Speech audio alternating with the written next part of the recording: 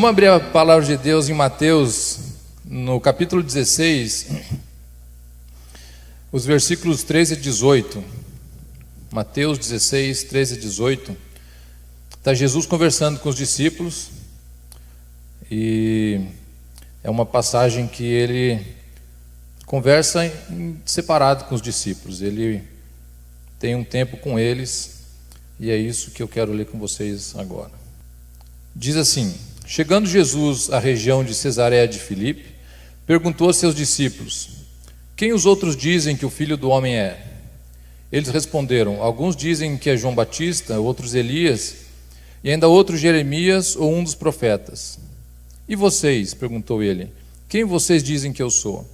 Simão Pedro respondeu: tu és o Cristo, o Filho do Deus vivo.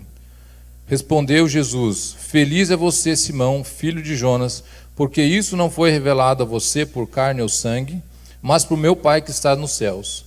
E eu digo que você é Pedro, e sobre esta pedra edificarei a minha igreja, e as portas do Hades não poderão vencê-la.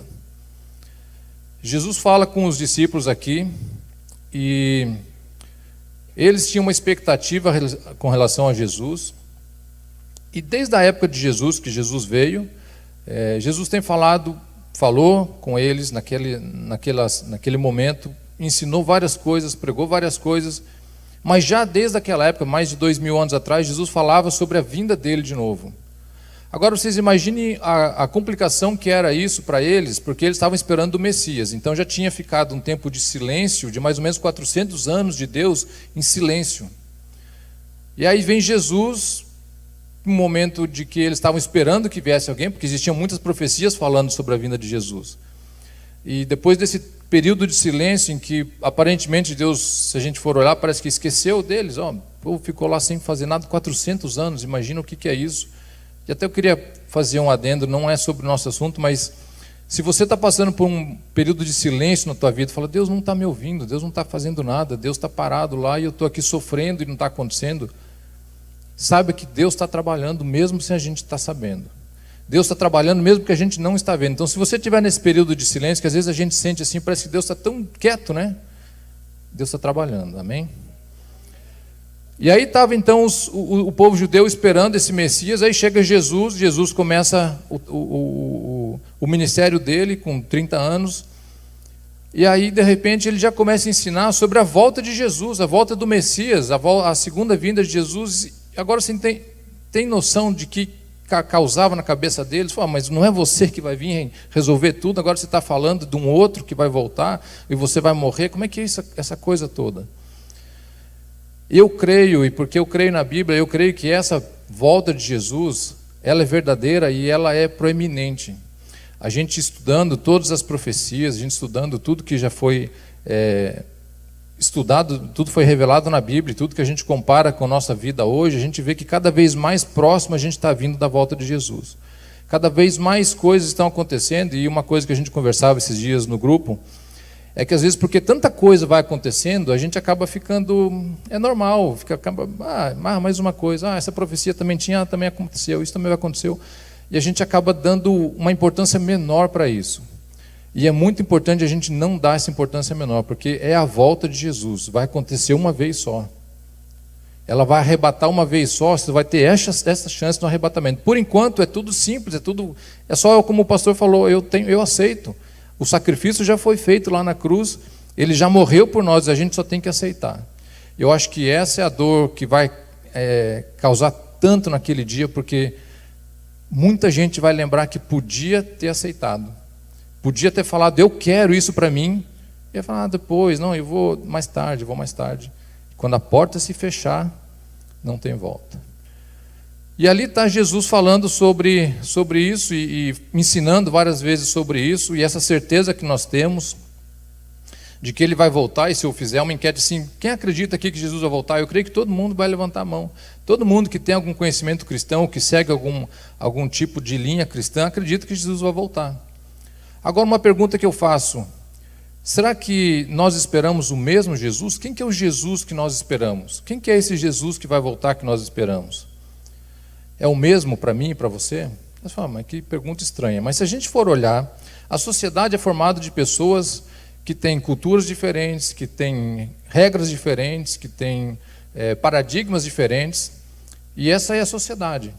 E se eu perguntar aqui dentro da igreja, todos nós temos formações diferentes, e nós somos o mesmo corpo. Tudo isso pode levar a gente a ter um sentimento diferente. Vamos pegar, por exemplo, a Índia, um país enorme, mas não é tão grande, é enorme em população, o pastor já esteve lá. A Índia tem mais de 1,3 bilhão de pessoas, 1 bilhão e 300 milhões de pessoas. Sabe o que é isso? É muita gente. Quase 15% da população do mundo inteiro é da Índia, mora lá. 1,3 bilhão. Desse 1,3 bilhão de pessoas, 80% seguem o hinduísmo. A religião oficial é o hinduísmo. Por conta disso, mais ou menos mais de 1 bilhão de pessoas, quando eles olham uma vaca, eles veem o quê? Um animal sagrado. Porque para o hinduísmo, a vaca é um animal sagrado, é um ser superior. Eles, inclusive, têm rituais de purificação usando a urina, as fezes da vaca, porque é um animal superior. Agora, nós, ocidentais, quando a gente olha uma vaca, ninguém fica assustado de por exemplo, uma churrascaria. Ai, acabei de comer uma picanha, estou com um remorso. Ninguém tem isso. Por quê? Porque a nossa cultura, a nossa formação não olha a vaca como animal sagrado, como eles olham. Não é verdade? Nós olhamos para uma vaca como uma fonte de alimento. Eles não olham dessa forma. Agora, eu transfiro isso aqui para a igreja, eu transfiro isso para nós. A forma com que nós olhamos a algumas coisas muda a forma com que nós nos relacionamos com ela. A forma com que nós entendemos algumas coisas muda a forma com que nós nos relacionamos com ela. A gente olha, por exemplo, domingo passado nós estudamos sobre a parábola dos talentos, não é isso? E Jesus conta essa parábola que um senhor distribuiu talentos aos seus servos, e a cada um, depois ele veio e pediu contas. Teve um deles que teve uma atitude diferente. Vamos olhar lá no texto de Mateus 25, 24. Por fim, veio o que tinha recebido 1 talento e disse: eu sabia que o Senhor é um homem severo, que colhe onde não plantou e junta onde não semeou. Por isso tive medo, saí e escondi o seu talento no chão. Veja, aqui está o que pertence ao Senhor. Na visão desse servo, na visão desse homem, o que o Senhor dele era?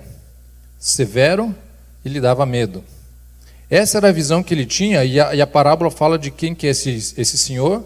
É o próprio Jesus. Então, esse servo, ele olhava para Jesus, ou ele olhava para o Senhor dele, e ele tinha medo. Ele não foi produtivo, ele não foi para frente, porque ele tinha medo do Senhor dele. Ele não conseguiu produzir, inclusive, ele não teve aproveitamento nenhum, porque até no final o que aconteceu? O pouco que ele tinha foi tirado, foi dado para o outro. A forma com que ele viu o Senhor dele fez com que ele tivesse medo e enterrasse o talento dele. Nós temos um outro personagem na Bíblia que tem uma forma diferente de ver Deus. E esse personagem é Jonas. Todo mundo conhece a passagem de Jonas, quando Deus manda ele ir para Nínive pregar para eles, e Jonas fala: não vou, eles não merecem. Em outras palavras, eles não merecem. É um povo bravo, truculento, um povo arrogante, um povo inimigo do povo judeu, eu não vou para lá. E Deus trata com quem? Com Jonas, na vida dele. E lá em Jonas, no capítulo 4, no versículo 1 e 2, diz o seguinte: Jonas, porém, ficou profundamente descontente com isso. Com isso o quê? Que ele pregou a palavra e o povo se arrependeu e Deus perdoou. Ficou profundamente descontente com isso e enfureceu-se. Ele orou ao Senhor: Senhor, não foi isso que eu disse quando eu estava ainda em casa? Foi por isso que me apressei em fugir para Tarsis.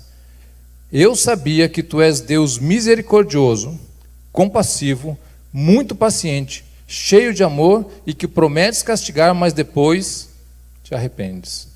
Olha a visão de Jonas para Deus.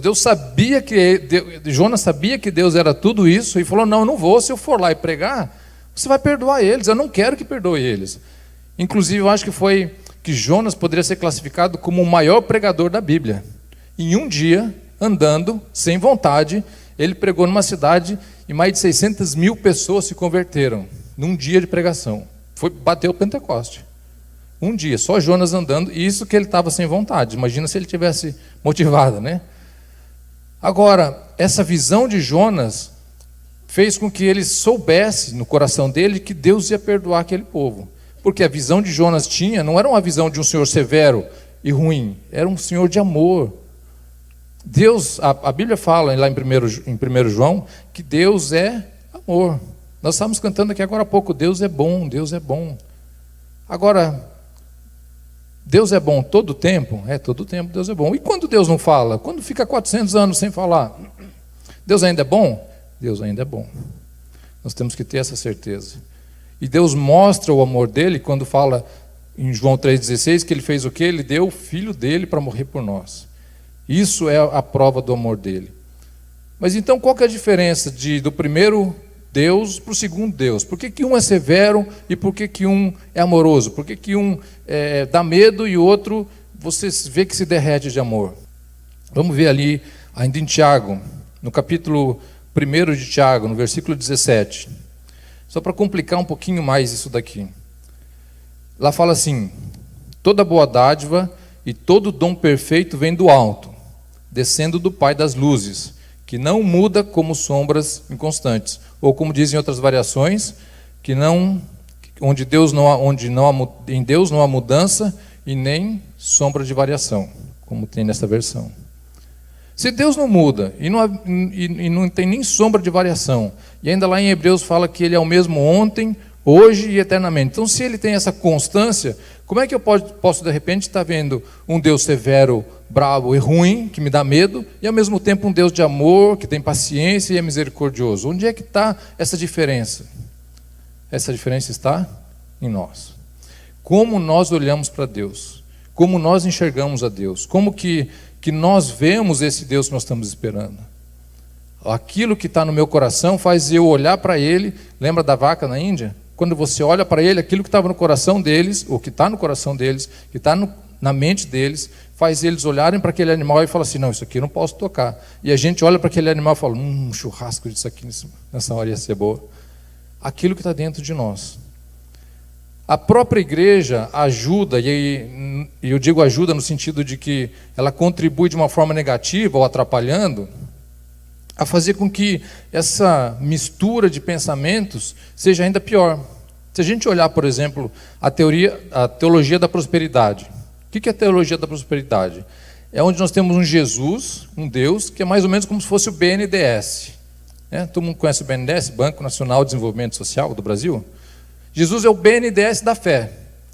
É um recurso barato, que você consegue. O que você tem da garantia não precisa ser muito grande. E ele é todo em função do teu bem-estar.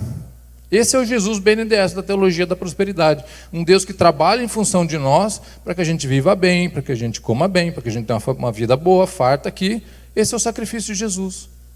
Um Jesus BNDES. Quando a pessoa olha para ele e fala assim: olha, está faltando isso ainda, não tem isso aqui ainda, tem isso aqui. É um Jesus que é só para dar recurso.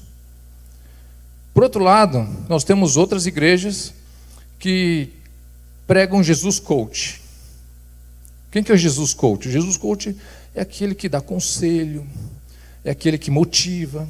Poxa, você vai lá, você vai vencer. Aquele Jesus que te leva, que ergue para cima. Você vai para a igreja meio murcho, meio assim, vai lá, recebe aquela palavra de motivação, você sai: oh, que bom, essa semana vai ser boa, porque eu estou muito, muito forte, eu estou muito feliz. E é só uma coisa de motivacionalismo. Você só se sente motivado, mas semana que vem você precisa de novo.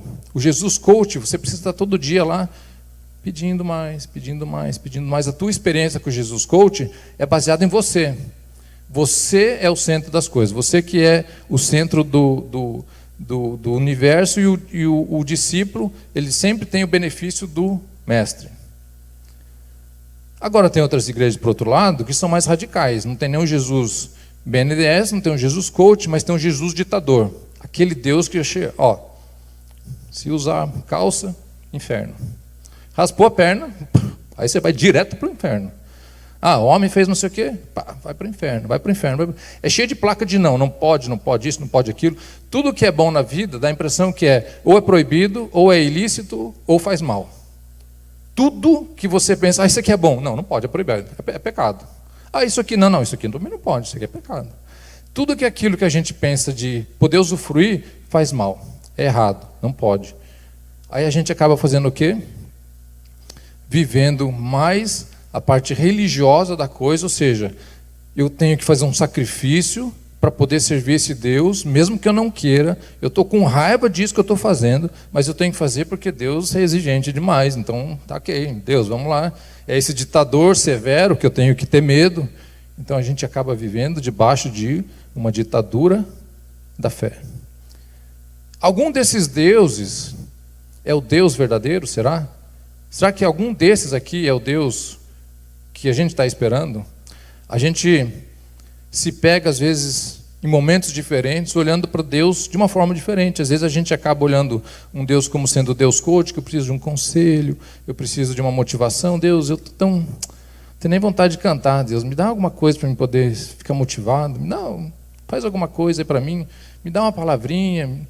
Quer dizer, tudo em função da gente, tudo em função de nós. Aí diz lá em João 6, pois desci dos céus não para fazer a minha vontade, mas para fazer a vontade daquele que me enviou. Aí Jesus fala assim, bom, vocês não estão entendendo. Eu que sou filho de Deus, vim lá do céu para poder ajudar vocês, eu não faço a minha vontade, eu faço a vontade do meu Pai, aquele que me enviou. Eu não vim aqui para poder ficar pedindo para o meu Pai, eu não vim aqui para ficar pegando conselho do meu Pai, eu não vim aqui para ficar olhando o meu Pai como um ditador, eu vim aqui para fazer a vontade dele. Esse é o verdadeiro Jesus que tem que ser pregado aqui na terra, esse é o verdadeiro Jesus que nós devemos ver. Essa é a verdadeira face de Jesus que nós devemos entender. Agora, como é que eu entendo como é que é esse Jesus? Como é que eu consigo ver esse Jesus de forma verdadeira? Eu consigo ver ele quando eu consigo aprender sobre ele. Quando eu consigo me expor de uma forma que a minha vida não é mais em função do que eu quero, mas é em função das coisas que ele quer. Eu deixo de... o que aparentemente é deixar de aproveitar, esses dias eu ainda conversava com uma pessoa sobre isso, fala, mas porque quando a gente se torna crente, você tem que deixar de um monte de coisa, né? Você tem que abrir mão de um monte de coisa, tudo que eu gostava de fazer agora eu não posso. Eu falei assim, eu vejo de uma forma diferente. Eu vejo que quando eu realmente decidi parar de brincar de ser crente, que teve um bom tempo na minha vida assim, que eu brincava de ser crente. Eu vinha assim, bater cartão na igreja, para ter certeza que Deus, vim de novo, anota lá, para mim ter um crédito com Deus, para mim estar ok com Deus, para não ser punido por Deus. Eu acho que eu olhava Deus como o Deus ditador, aquele que se eu não estiver na igreja, alguma coisa pode acontecer. Se eu não fizer, o pastor pediu uma oferta, se eu não der, puxa, alguma coisa vai acontecer. Um serviço que eu ia ganhar, vou perder, porque eu não ajudei, então eu... quer ver? Tá bom, vai aqui, Deus, estou pagando de novo, estou contribuindo de novo. Por quê? Porque era um Deus que era um Deus ditador. Quando eu comecei a entender quem que é o Deus que eu sirvo, o peso, a pressão daquilo que eu faço mudou. Por quê? Porque eu não faço pelo medo, eu não faço pela troca, eu faço por amor. É essa visão que nós temos que ter de Jesus, quando a gente entende que a gente deve fazer as coisas por amor. Quando a gente entende que, se não fosse por Ele, nada disso existiria. Então eu tenho que ser, no mínimo, grato por aquilo que eu tenho. Essa é a base mínima que nós devemos ser. Então essa é a forma que nós devemos enxergar. E aí, voltando em Mateus 16, que nós lemos o texto lá em cima, que ele pergunta... Quem que vocês dizem que eu sou?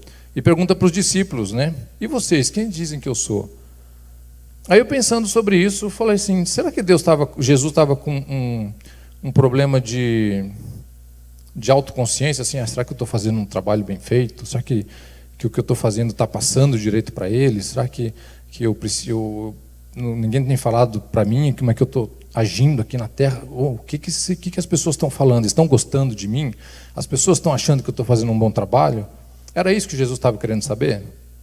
Não. Jesus estava querendo saber se a mensagem deles estava entrando no coração dos discípulos, porque ele sabia que era a partir dos discípulos que essa mensagem ia causar efeito nas outras pessoas. Era a partir dos discípulos. Ele sabia do trabalho que ele estava fazendo. Agora ele precisava ouvir deles o que estava acontecendo dentro deles, não por causa de dentro de Jesus. Quando os discípulos falam, uns falam que é Elias, outros falam que é João Batista, outros falam que é não sei o quê, porque isso era a expectativa deles, que viesse um Elias, ou continuar o trabalho de Elias, um revolucionário, aquele que ia salvar realmente eles. Agora, quando Pedro fala, tu és o Cristo, Filho do Deus vivo, e aí nesse momento é a primeira vez que a palavra Cristo aparece, que o Cristo é ungido, então o Pedro tem a revelação de Deus, fala assim, olha, tu és o Cristo, tu és o ungido, Filho do Deus vivo. Ele não estava simplesmente falando uma coisa do emocional dele. Deus revelou para ele quem que realmente era Jesus, era ungido. Ele era o especial. Agora Pedro entendia, ele não estava reafirmando para Jesus. Agora o que Deus falou, mostrou para Pedro. Agora Pedro entendia isso. E por isso que Jesus fala, porque Deus revelou, meu Pai revelou isso para você. E aí vem a pergunta, então, é esse Jesus que você está esperando? Qual é o Jesus que você está esperando? Nós devemos entender que dentro da igreja, o fato da gente estar na igreja, não faz de nós um filho de Deus. O fato da gente participar de uma organização religiosa não faz de nós, não nos torna salvos, simplesmente por nós estarmos participando de uma organização religiosa, seja aqui na igreja, seja em outra igreja. Se o Jesus que nós estamos esperando, ele tiver um crachazinho da igreja, ou vier com o uniforme de uma igreja, se é esse Jesus que você vê, não, eu vejo Jesus vindo com a camiseta da ICC, assim, com um logotipo aqui no peito, todo bonito, fortão. Não é esse Jesus, porque o Jesus que a gente está esperando, ele não tem denominação. Não vai ter lá no céu, esse aqui é da Assembleia, esse aqui é da Metodista, esses são os presbiterianos, esse aqui é não sei quem. Não vai ter lá no céu. Nós fazemos parte de uma família, e tem muita igreja pregando o grupo, o clube da família daquela igreja. E não entende que nós somos um grupo, e aí fala, nós somos um corpo, e não sei o quê. Mas olha o irmão do outro lado, não, você não é bem irmão, você pode ser primo, mas irmão você não é. Como é que nós fazemos parte da mesma família? Nós somos parte da mesma família, nós somos parte do mesmo corpo, nós vamos coabitar junto com Deus, nós devemos olhar dessa forma, como unidade. Essa é a palavra que tem que ser usada. Quando a gente vê a parábola do joio e do trigo, por exemplo, o joio cresceu junto com o trigo. O joio parecia com o trigo.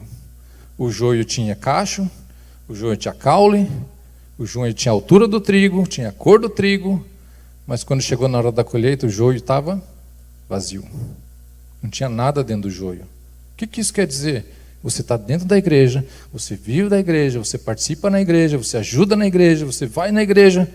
Quando você for cortado, aí é que Deus vai olhar o que tem dentro de você. Vim aqui todo domingo, participar da oração na quarta-feira, participar do grupo, é bom, é muito bom. É importante a gente fazer tudo isso, porque é uma oportunidade que a gente tem, primeiro, de ser ministrado, segundo, de poder ser tocado pelo Espírito Santo, terceiro, de poder contribuir com aquilo que a gente tem. Agora, não é isso que vai te levar para o céu. A palavra de Deus nos diz que nós vamos ser colhidos e vamos ser provados. Se estiver dentro de nós esse Espírito, ou seja, se nós formos trigo de verdade, nós vamos ser separados. Agora, se a gente estiver só com aquela feição de trigo e for joio, nós vamos ser jogados fora. Essa é a preocupação que nós temos que ter quando a gente participa de alguma coisa dentro do reino de Deus. Eu estou contribuindo ou eu estou fazendo parte daquilo ali? Eu lembro uma vez que eu preguei aqui, eu falei sobre a história do porco e da galinha, que eles foram fazer um café da manhã. Aí falou, vamos fazer um café da manhã, legal. Aí a galinha falou para o porco assim, olha, eu entro com o ovo e você entra com o bacon. Legal? Ou seja, um contribuía e o outro se comprometia. Às vezes as pessoas estão ali contribuindo. Não, eu contribuo, eu ajudo, estou fazendo parte e tal. Mas ela não se compromete com as coisas de Deus. Porque quando chega no momento em que eu tenho que decidir entre as coisas de Deus ou as coisas que eu tenho interesse, eu vou pelas coisas que eu tenho interesse. As coisas de Deus acabam ficando em segundo plano. E a gente olha aqui, porque Deus é soberano, porque não sei o quê. Agora, quando eu tenho que decidir entre o que é meu e o que é de Deus, Deus, isso aqui é importante para mim, né? Mas Deus está falando, meu filho, deixa isso aqui, faz isso aqui para mim agora. Mas Deus, olha o tamanho disso aqui que eu tenho que fazer, deixa eu fazer isso daqui. Nós temos que entender que o que diz em Mateus 7:21 é o que é importante. 7:21 e 23 diz assim: nem todo aquele que me diz Senhor, Senhor, entrará no reino dos céus, mas apenas aquele que faz a vontade do meu Pai que estás nos céus. Apenas aquele que faz a vontade do meu Pai que está nos céus. Muitos me dirão naquele dia, Senhor, Senhor, não profetizamos em Teu nome não expulsamos demônios, não realizamos muitos milagres? E eu lhes direi claramente, nunca os conheci. Afastem-se de mim vocês que praticam o mal. Como que você pode fazer tudo isso daqui se você não está na igreja? Você está na igreja, você está ali participando, você está no meio da plantação de trigo. Agora, o teu coração não está nisso daqui. Hoje, essa manhã é o momento da gente fazer uma retrospectiva ou fazer uma visão de nós mesmos. Porque não adianta eu julgar, você não está fazendo isso, eu vi que você não faz aquilo, eu vi que não faz aquele outro. É individual. Eu tenho que prestar conta de mim mesmo, eu tenho que prestar conta da minha vida, eu tenho que prestar conta daquilo que eu faço. Até porque a motivação é uma coisa que muitas vezes ela é encoberta, ela não é visível. Eu sei a minha motivação, cada um de vocês sabe a motivação. Por que vocês estão aqui essa manhã? Vocês sabem por que vocês resolveram sair num domingo, nublado, meio chuvoso, de manhã para vir na igreja. Qual que é a motivação? Será que foi por causa do Deus ditador? Não, se não for na igreja, uma coisa pode acontecer. Ou será que é porque você estava esperando um culto mais coach, né, motivacional? Não, eu estou tão ruim hoje, estou meio sem vontade, vou lá ver se eu consigo melhorar o meu astral. A motivação que nos leva tem que ser essa motivação aqui, de fazer a vontade do meu Pai. Quando eu tenho essa motivação, não, eu quero fazer a vontade do meu Pai, o que me alegra é a vontade do meu Pai, as coisas começam a ter outro sentido. As coisas que você deixa de fazer, o que você não pode fazer, porque elas não têm importância mais na tua vida. Porque agora o que tem importância são as coisas de um reino que é eterno. A gente falar sobre o final dos tempos, sobre a volta de Jesus, é importante a gente entender isso, que agora eu vivo em função de um reino eterno. E esse reino que eu busco. Eu não posso ficar pensando num Deus que para mim serve só como um amuleto. Que no tempo de dificuldade eu vou lá, pego o amuleto. Meu Jesus, aquela medalhinha, meu Jesus, eu não sei o que, não sei o que. Não, o Deus que eu sirvo, Ele é o Deus tempo integral. A minha vida com Ele é tempo integral, não é um tempo no momento só de dificuldade. Ele não pode ser simplesmente uma força, um pensamento positivo. Deixa eu me concentrar aqui, pensar em Deus, as coisas boas, assim as coisas ruins vão saindo. Terminou aquilo, passou o problema, agora esquece, agora vamos continuar a vida do mesmo jeito. Não, não é isso. A nossa vida é uma vida de constância na presença de Deus. Se eu entendo quem que é Deus, que Ele é o meu Salvador, como disse Pedro, o Cristo, o ungido, essa é a vida que eu tenho que levar na presença de Deus. Se a tua vida não está alinhada com isso daqui, pare e pense um pouquinho. Se Jesus voltar hoje, se Jesus estiver falando aqui, não posso terminar a pregação porque, tocou a trombeta e Jesus voltou. Você tem certeza para onde você está indo? Você tem certeza? Não é assim, não, eu acho que sim. Não, eu tenho certeza para onde eu vou. Tem muita gente que está dentro da igreja e não tem essa certeza. Como na parábola das noivas, das virgens, 10 estavam preparadas, 10 conheciam o noivo, 10 sabiam que ele ia voltar, 10 estavam ali esperando, 5 estavam preparadas, 5 não. O que isso quer dizer? Eles estavam dentro da igreja, eles estavam ouvindo a mesma palavra, eles estavam esperando a mesma coisa, metade delas se prepararam, metade delas não.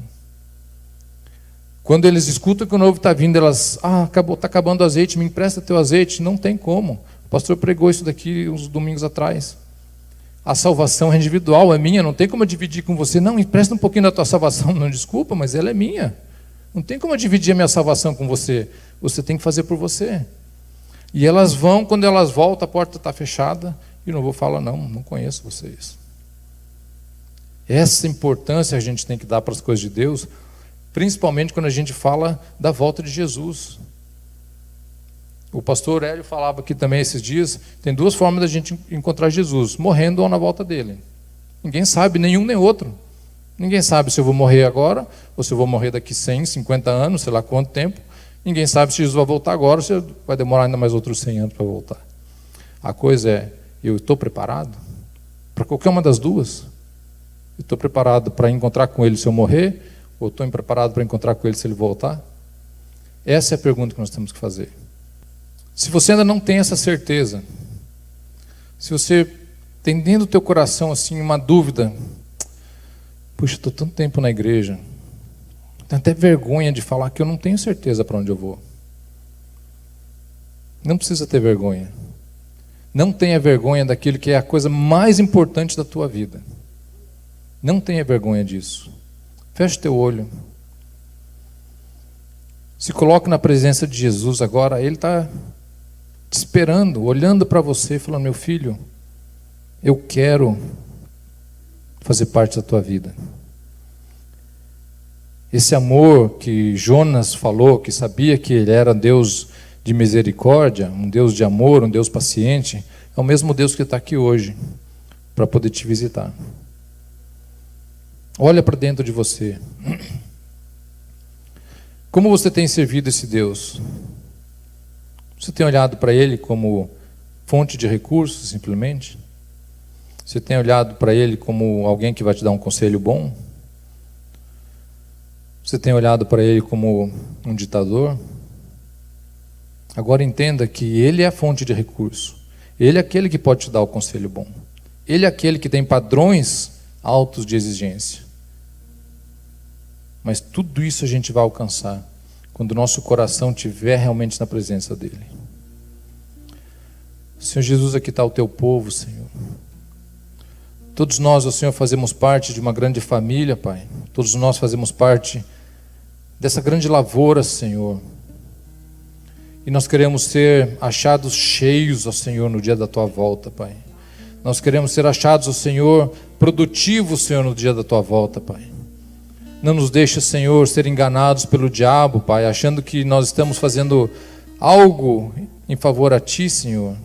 Não nos deixe, Senhor, ser enganados, achando, Senhor, que nós estamos com aparência de trigo, Pai. Mas estamos sendo joio, Senhor, não estamos produzindo, Pai.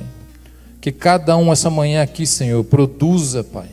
Produza na Tua seara, Senhor. Produza na Tua lavoura, Pai. Que seja realmente, Pai, sal da terra e luz do mundo, como diz na Tua palavra, Senhor. Que nós possamos ter diferença nesse mundo, Pai. Começando dentro da nossa casa, dentro do nosso trabalho, Senhor, onde nós vivemos. Que nós possamos fazer diferença, Pai. Que as pessoas possam olhar para nós e ver algo diferente na nossa vida, Senhor. Não nos deixe passar aqui improdutivos. Não nos deixe, Senhor, passar enganados, pensando que simplesmente por parecer nós estamos bem, Pai. Enche cada um de nós, ó Pai, enche cada vaso, Senhor, com o Teu Espírito Santo, Senhor. Que nessa manhã nós possamos sair daqui transformados, ó Senhor, pela ação do Teu Espírito, Pai. E aqueles, ó Senhor, que ainda não têm essa certeza, Pai. Aqueles que ainda não têm, Senhor, realmente essa decisão feita, Pai. Eu quero nesse momento, Pai, orar com eles, ó Senhor. Oxalá, Senhor, não haja ninguém aqui nessa situação, Pai. Mas eu não posso deixar a oportunidade, Senhor, de dar a cada um de nós, Senhor, a mesma oportunidade, Senhor, que Tu deste para aquele ladrão lá na cruz, ó Pai, de se arrepender, Senhor, de poder enxergar que só Tu és Deus, ó Senhor, e que as Tuas coisas estão acima de todas as coisas. Por isso, nesse momento, Pai, eu oro com Teus filhos, Senhor. Olha cada coração, Senhor. Ouve cada oração, Pai. Ouve, Senhor, o clamor dos Teus filhos. E aquele, Senhor, que nesse momento decide se arrepender, ó Pai. Decide realmente ter um compromisso contigo, Senhor.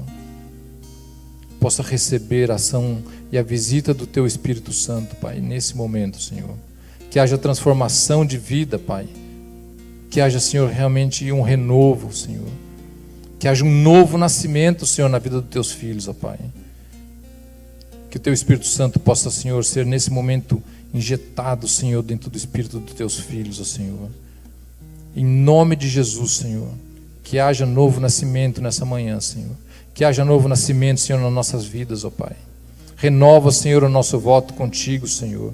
Nós queremos, Pai, em nome de Jesus, fazer parte, Senhor, dessa grande seara, Pai. Possamos, ó Senhor, fazer parte, ó Senhor, dessa grande obra que é poder fazer parte do teu reino, Senhor. Que isso seja verdadeiro na nossa vida, Senhor. Que os teus filhos possam ver isso como sendo a coisa mais importante da nossa vida, Pai. Porque tudo mais vai ficar aqui, Senhor. E nós queremos plantar, ó Pai, para a vida eterna, Senhor. Aonde a traça e a ferrugem não consomem, Senhor. Em nome de Jesus, Senhor. Aqui está o teu povo, aqui está a minha vida, Senhor, na tua presença. Faz de nós, ó Senhor, vasos frutíferos, Pai. Faz de nós, ó Senhor, pessoas que vão realmente levar a tua palavra e vão viver essa palavra, Senhor, realmente na força que há nessa palavra, Senhor. Eu te louvo, Senhor, por essa manhã, Pai, pela oportunidade, Senhor, de repartir a tua palavra, pela oportunidade, Senhor, de poder ter sentido a tua presença, Senhor, desde o momento que isso brotou no meu coração, Pai. E eu te louvo, Senhor, pela ação do teu Espírito Santo. E oro em nome de Jesus, Senhor. Amém, Pai. Amém. Que os irmãos tenham uma semana abençoada. Que Deus abençoe e guarde, que isso aqui possa continuar germinando dentro de cada um de nós. Amém? Amém. Vamos com Deus.